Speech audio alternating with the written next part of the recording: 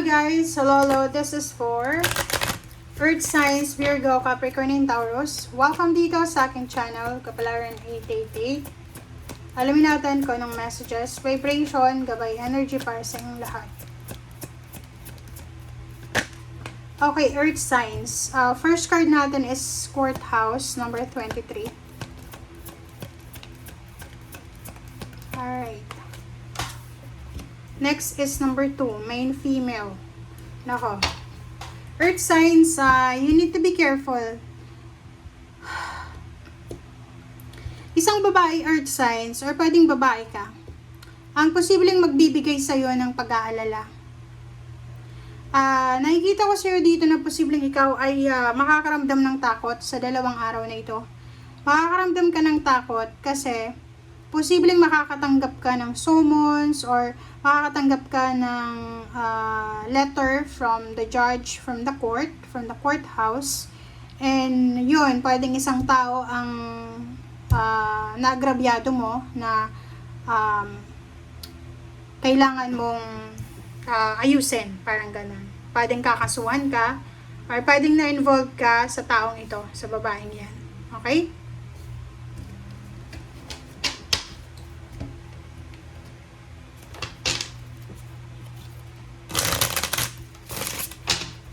Okay.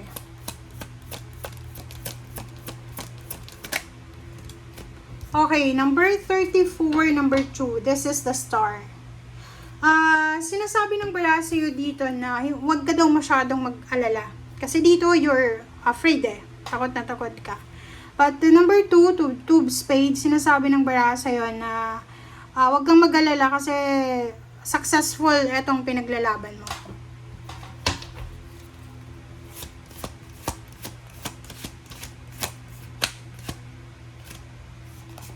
Okay, focus. Focus your energy, your intention, hold a great power. So, sinasabi ng barasyo dito, mag-focus ka lang sa 2 araw na ito.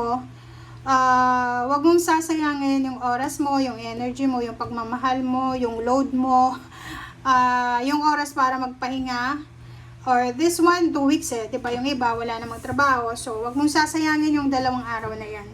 Focus ka sa kung ano yung importante na kailangan mong ayusin this week.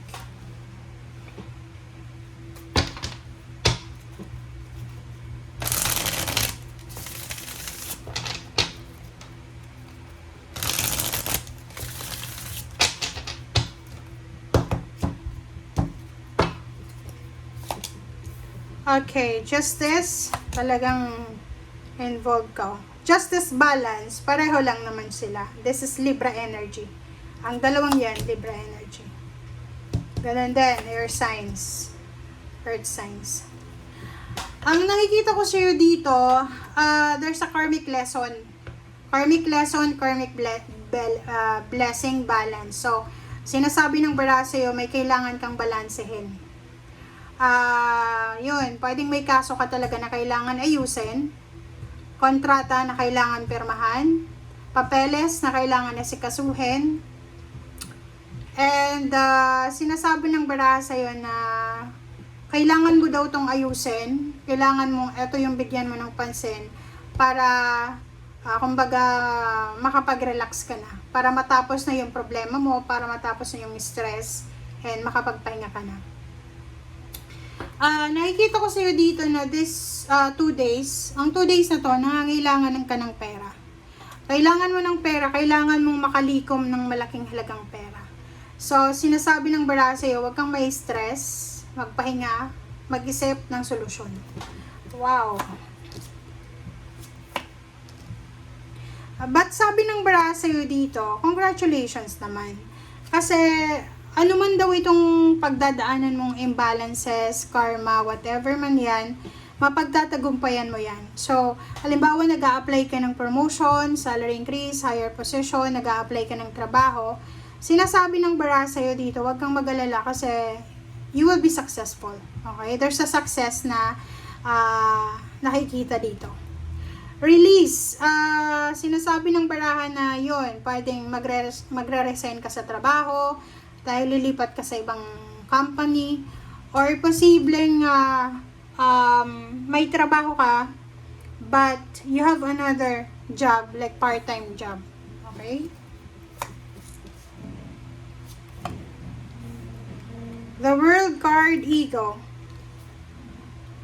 Bakit ganun? Meron ka dito na iniisip eh. Parang meron ditong Virgo, Capricorn, and Taurus na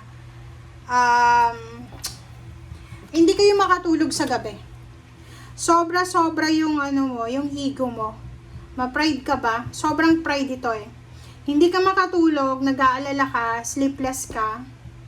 And pinipressure mo yung sarili mo eh.